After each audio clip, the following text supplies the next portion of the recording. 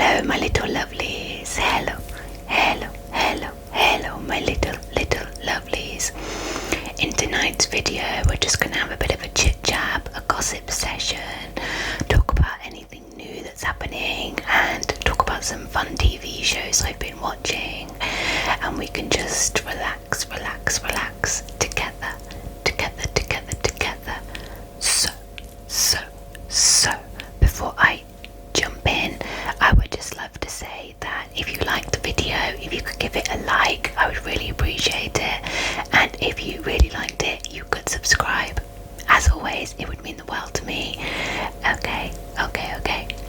So, the first thing I want to talk about is some new TV shows I've been watching recently.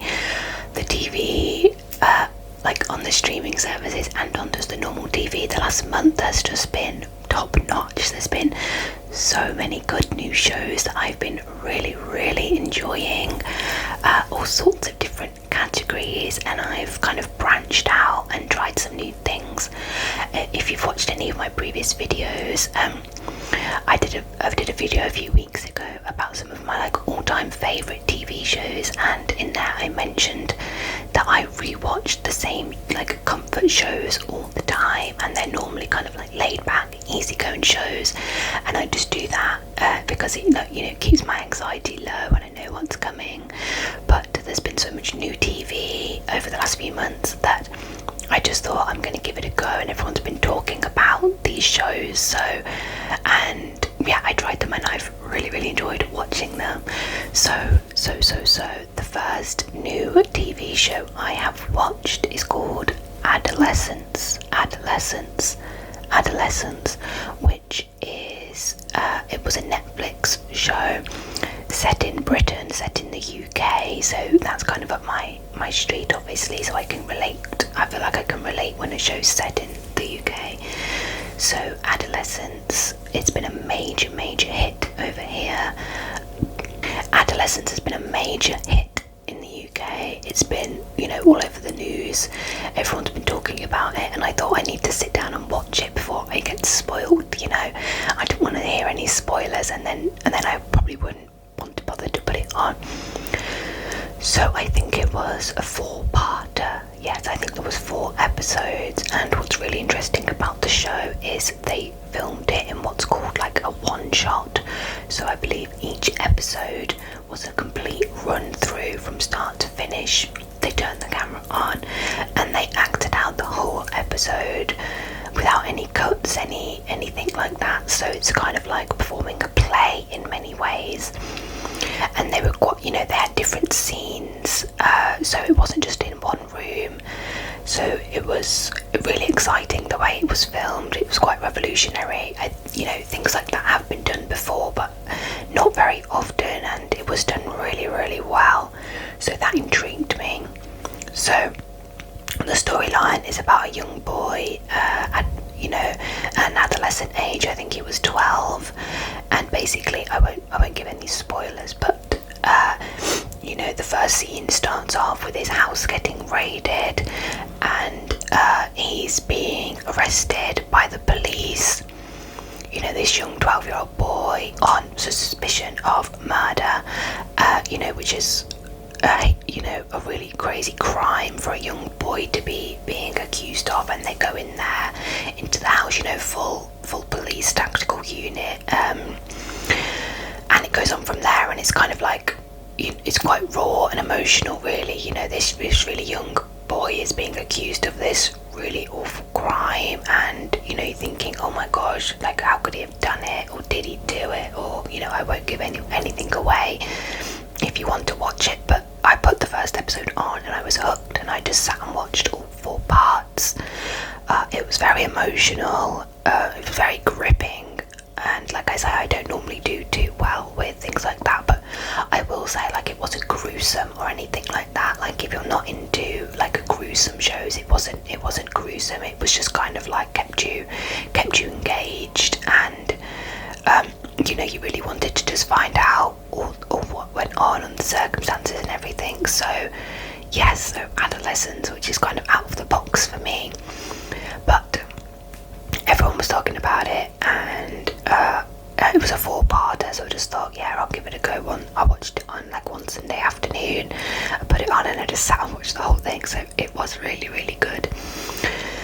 But you know, when you finish something like that, like, you know, 4-parter, so I think it was 4 hours, so, you know, once you've watched something for that long, you just kind of, when it ends, you feel like that sense of like, oh gosh, it's ended, and it was quite emotional, so you kind of feel, you know, all the emotions, and you just sit there and you think, oh gosh, what am I going to do now, you know, which is why I don't watch shows like that too much, because I don't watch shows like that too much because of that kind of sense afterward, that I think, oh my gosh, like, I don't know what to do with myself now, and yeah, I know that feeling is going to come if I watch them, but, you know, I am glad I did. It was really, really good, and now I know it's spoiled or anything like that, so that's really good.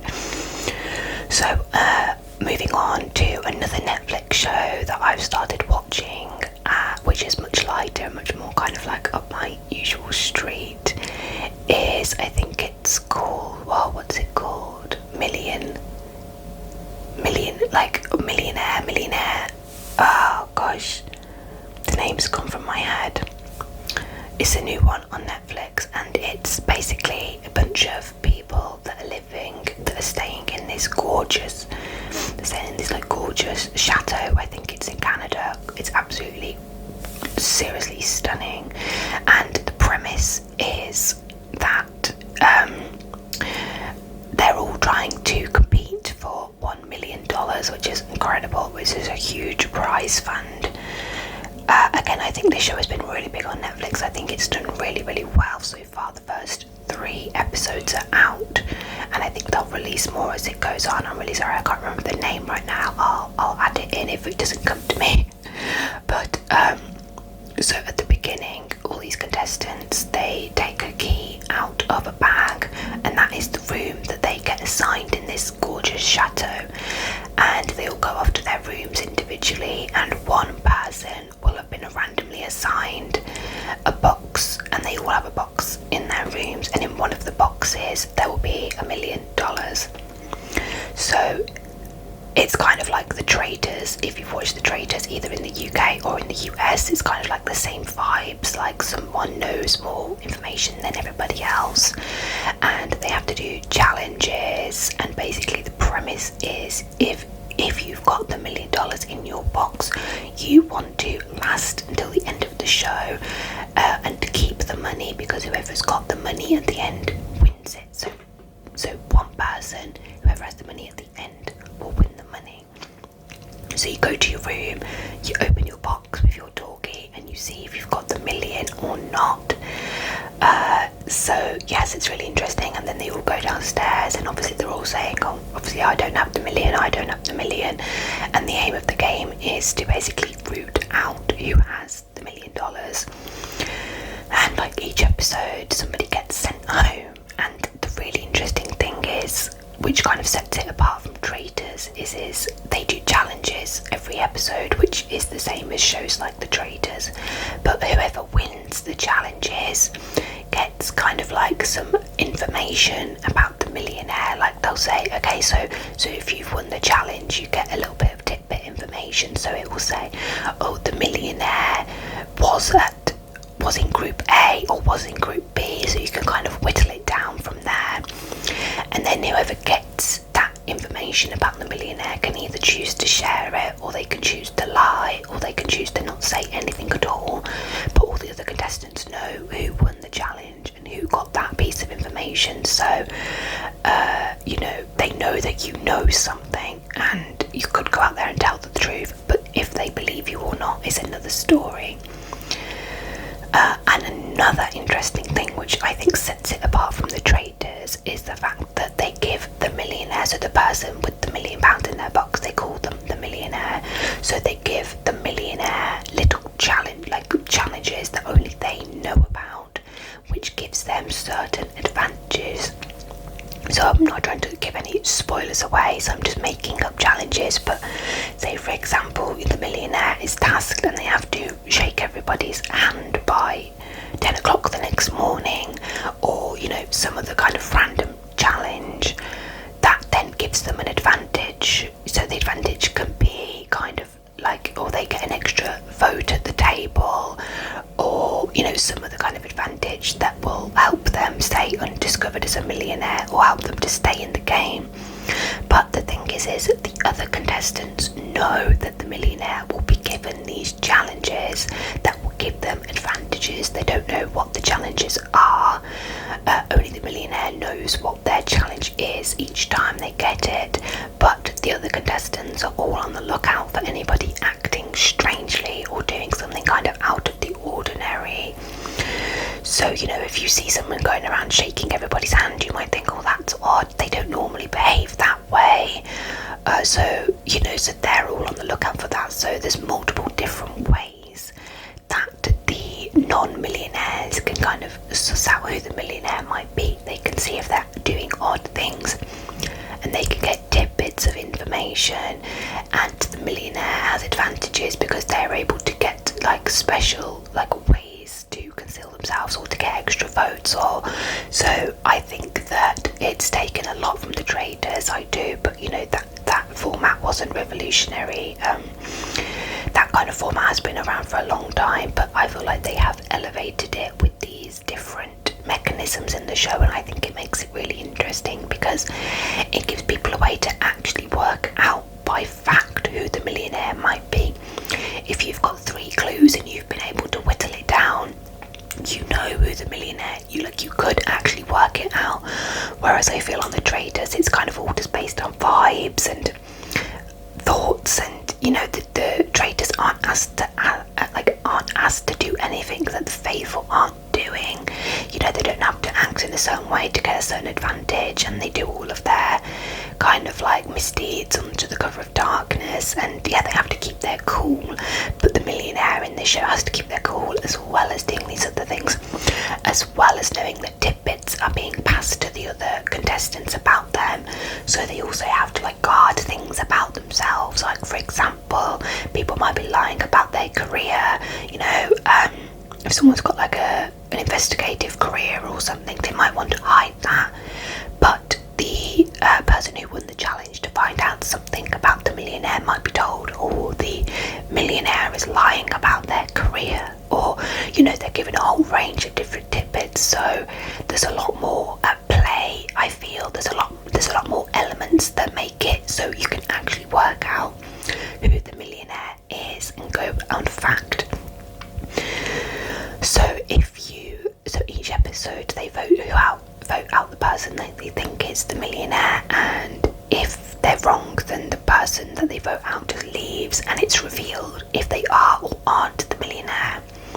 So if it is revealed that they aren't the millionaire, they open their box, they show they don't have the money, and they leave.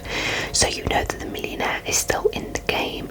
And if the millionaire is voted out, then you open the box, you show that you were the millionaire, and then that next day the £1 million gets reallocated to someone random in the group. So you could vote out the millionaire, but kind of like traitors, the next day they're just going to give that to somebody else. There's going to be a new traitor in the mix.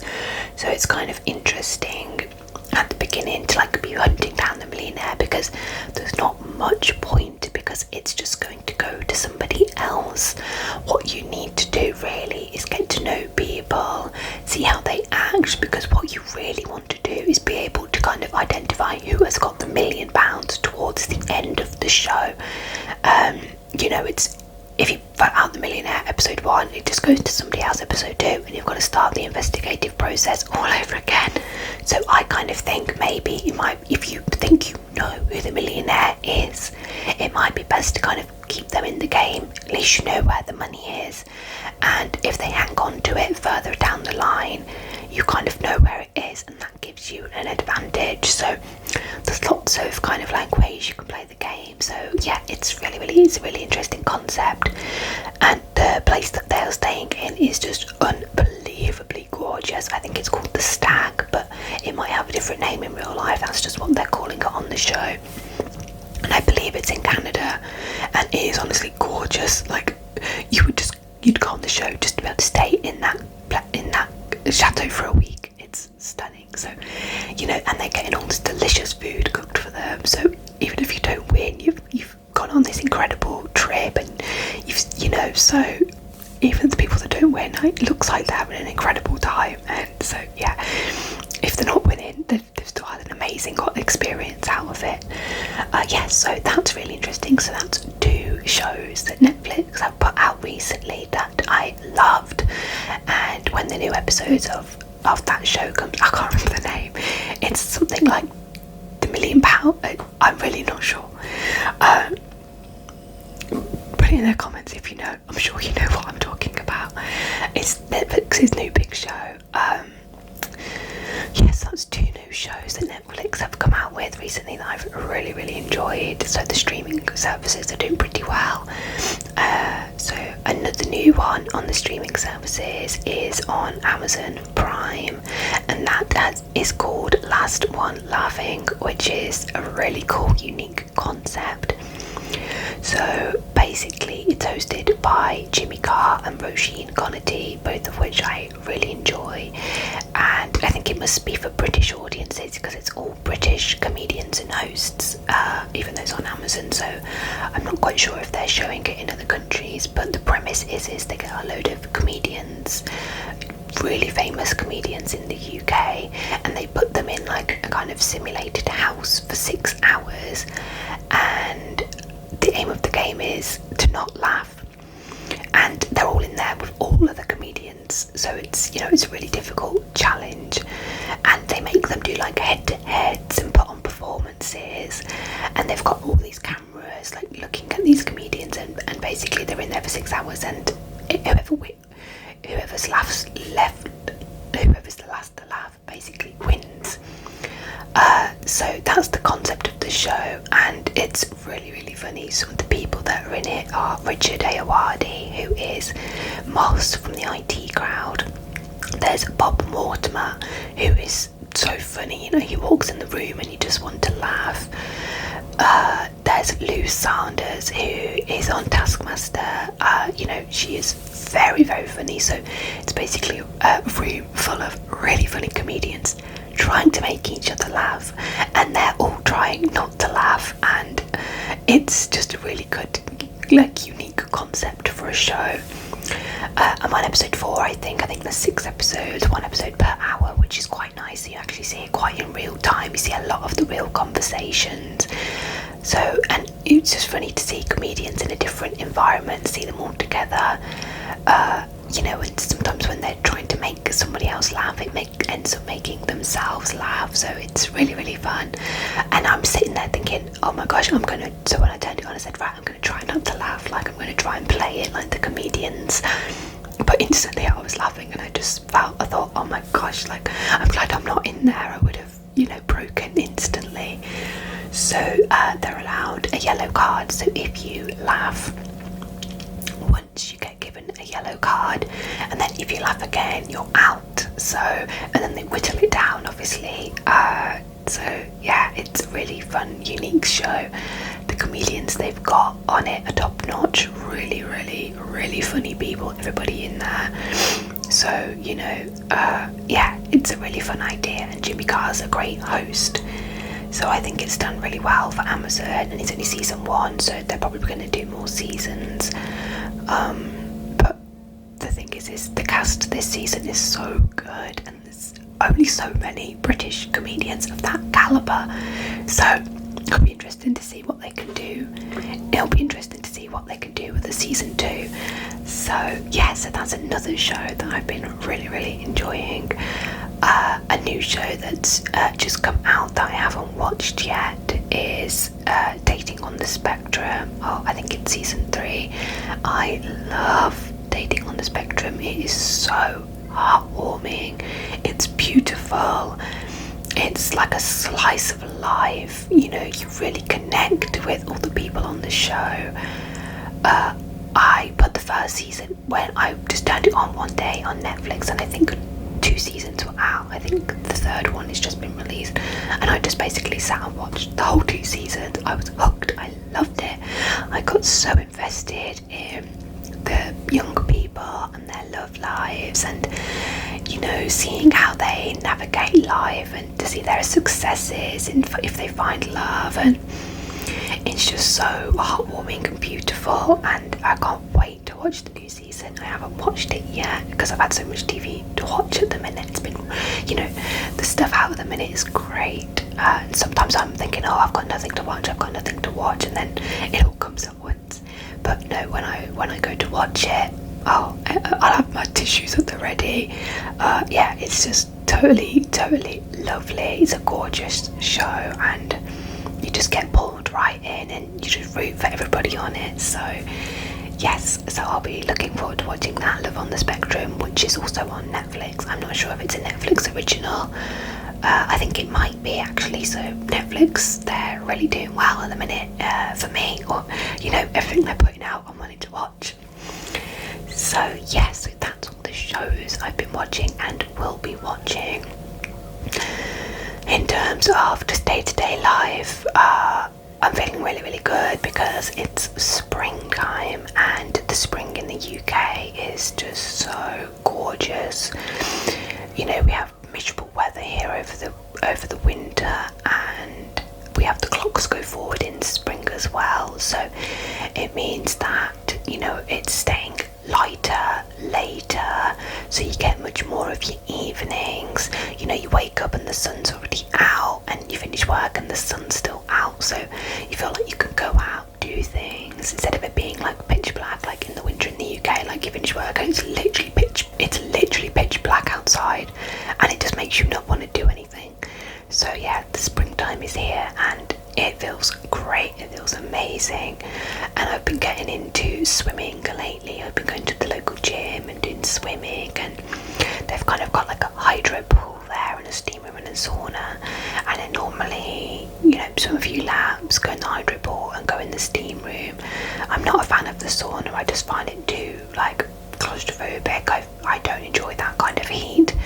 I feel like I walk in there and I just want to walk straight back out again. Whereas the steam room, I can kind of stay in. I try and do 10 minutes. That doesn't sound like a lot, but when you're in there, it feels like a lot. But I could barely do a minute in the sauna, so I just don't bother. I just do the steam room, and it's really relaxing. But what's lovely is you get there and it's still light, it's not pitch black, it's not cold, it's not raining. And even now the clocks have come forward, I'm coming out and it's still light outside, so I'm driving home in the light. It's just so much easier to be motivated to do those kinds of things when, you know, it's daylight basically. It just makes your life so much easier. I feel like you can do more in a day. You know, you could put the washing out outside instead of trying to dry it all in the house. So yeah, so I'm just really happy that springtime is here, and I'm just going to try and make the most of it. Yeah, so that's just a quick roundup of how I've been, and the shows I've been watching. So yeah, I'm just pretty happy all around. Like, great TV, great weather. I'm trying to keep active. So yeah, so I think that's everything I've got to catch you up with, my little lovelies, my little lovelies. I think that's everything. So just quickly before I go, if you liked the video, if you could hit that like button, it would mean a lot. And if you really liked it, you could hit the subscribe button. You know, it really means the world to me. Every time I get a new subscriber, puts a huge smile on my face, brightens up my day. So yeah, but obviously no pressure, and hopefully I will see you in the next one. Good night, my little lovelies. Good night, good night, good night. Good night, my little lovelies. Good night.